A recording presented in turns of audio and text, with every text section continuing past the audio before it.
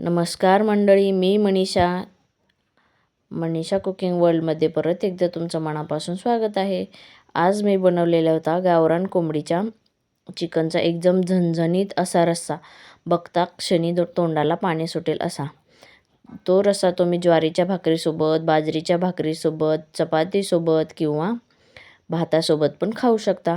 चला तर मग व्हिडिओला सुरुवात करूया. इथं मी चिकन घेतलेलं आहे.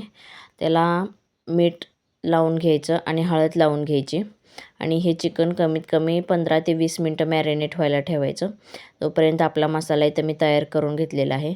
आता मसाल्यासाठी खोबरं, लसूण, कोथिंबीर आता माझ्याकडे नव्हते म्हणून कोथिंबीर मी काही टाकलेली नाही आहे. अद्रक जे काय असेल ते सगळं व्यवस्थित मिक्स करून घ्यायचं.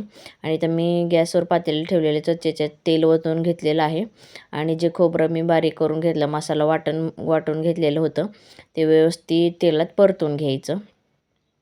आता इथं परतलेलं आहे व्यवस्थित. जे मॅरिनेट व्हायला चिकन ठेवलेलं होतं ते टाकून घ्यायचं.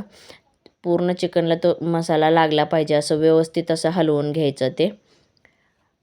म्हणजे खाली गॅस अगदी कमीच ठेवायचं म्हणजे ते खाली चिटकत नाही. नंतर व्यवस्थित वरती त्याच्यात एक ताट ठेवायचं. चिकन व्यवस्थित वाफलायला पाहिजे ते. हे गावरान असल्यामुळं त्याला थोडासा शिजायला टाईम लागतो. आपलं बॉयलरवालं असं नाही होत, लगेच शिजून जातं ते. मग नंतर इथं मी चिकनमध्ये आतमध्ये ओतण्यासाठी गरम पाणी ठेवलेलं होतं. आता इथं बघू शकता की चिकनला आपला तो मिठामुळं वाफलायला ठेवल्यामुळं तो हे होतं, पाणी सुटतं आतमधून आणि चिकन व्यवस्थित असं वाफरलं जातं. पाणी लगेच नाही ओतायचं. हे पाणी आता गरम झालेलं आहे. आता इथे अर्ध म्हणजे शिजत आलेलं आहे ते थोडंसं. मग मी ते पाणी त्याच्यात ओतून ठेवलं आणि नंतर मग स्लो गॅस करायचा आणि परत एकदा ताटात आपल्याला म्हणजे जेवढा रस्सा बनवायचा तेवढं पाणी आपण ओतू शकतो. मग इथं ताटात व्यवस्थित असं हे करून ठेवायचं आणि थोड्या वेळानं ते जरा हलवायचं, म्हणजे खाली, जेणेकरून खाली चिटकलं जाणार नाही असं.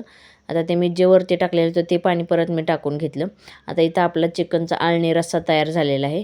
हे मी बाळासाठी थोडंसं काढून ठेवते साईडला. इथं बघू शकता. आणि मग नंतर इथं फोडणीसाठी मी ते सगळं चिकन एका ह्याच्यात दुसऱ्या कढईमध्ये काढून घेतलेलं आहे. आता इथं मी परत तेल टाकलं. आपला थोडासा काळा मसाला टाकलेला आहे आणि इथं मी चिकनचा जो सुहानावाला मसाला असतो तो पण टाकून घेतलेला आहे.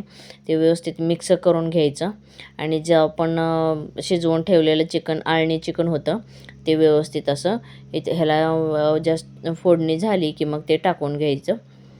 आणि नंतर इथं थोडंसं ज्वारीचं किंवा ह्याचं असलं तरी पण चालतं, ते थोडंसं पाणी मिक्स करून ठेवायचं आणि चवीनुसार मीठ टाकून घ्यायचं. तर व्हिडिओ कसा वाटला मला नक्की कमेंट करून सांगा. व्हिडिओ आवडल्यास प्लीज व्हिडिओला लाईक करा, आपल्या चॅनलला सबस्क्राईब करा आणि दुसऱ्यांसोबत व्हिडिओ शेअर करा.